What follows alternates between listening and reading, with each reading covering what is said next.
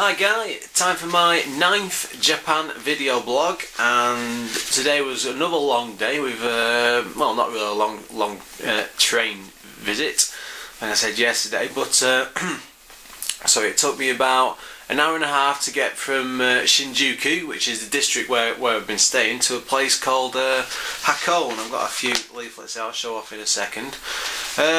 Basically, the idea behind this entire holiday is just to take in as much of Japan as possible, you know, do as much Japanese culture. I mean, obviously in what was originally 13 days and dropped down to 12 due to the delay in flights and stuff, with the stupid weather. You know, you just have to manage as best you can, and we've been flying around as many different places as possible. I mean, we've done like big chunks of Tokyo.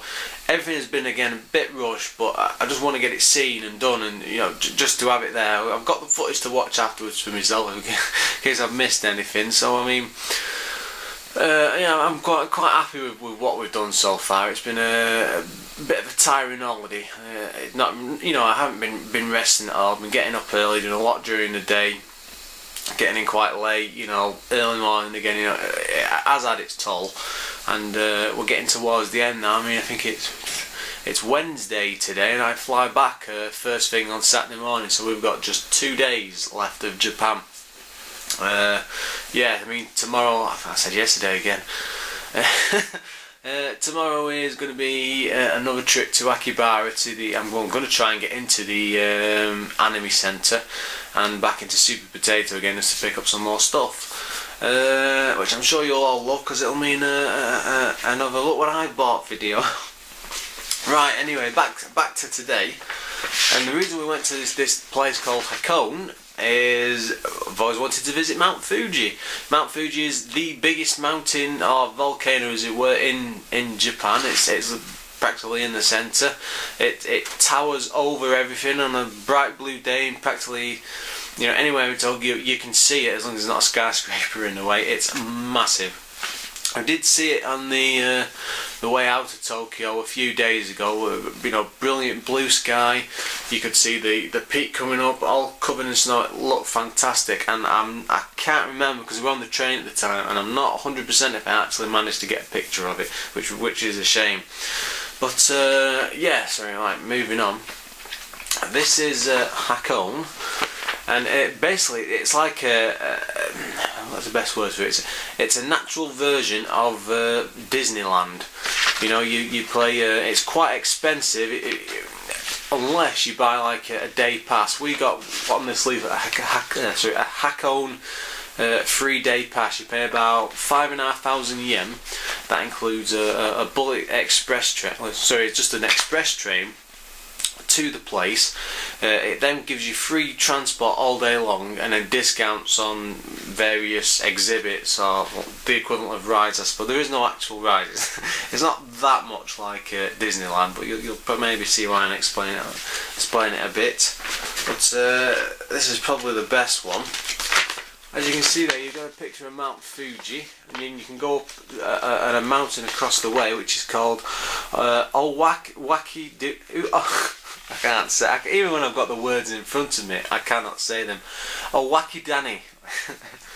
And that you might have vaguely heard about that. It is a mountain, or rather, it's an active volcano, and this is the place where they cook hard-boiled eggs until they go black, and it's supposed to be really, really healthy to eat them.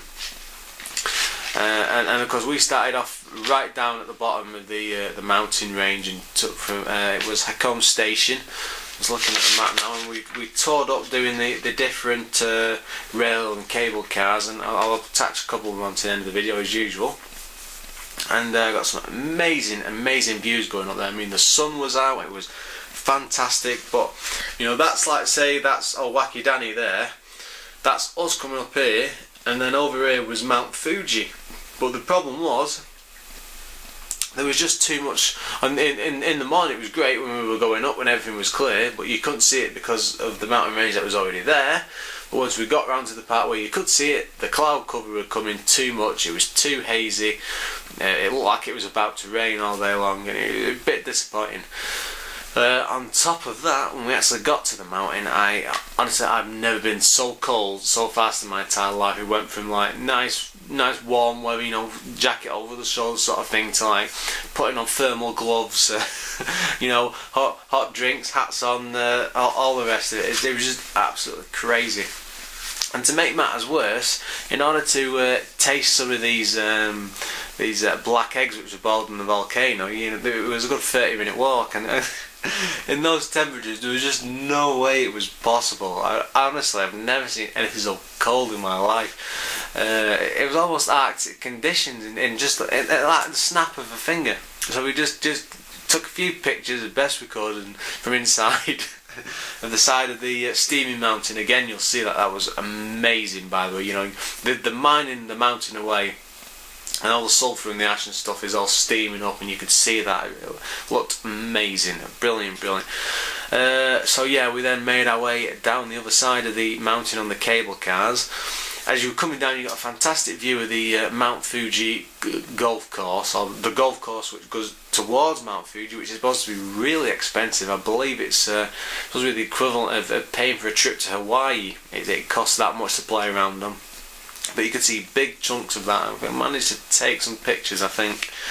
Yeah, when we got down to the bottom, you go to a place called, I think it was Lake Ashi, which was formed when the volcano exploded like, I don't know, 1 billion years ago or something silly. It's left a huge crater which is filled with water.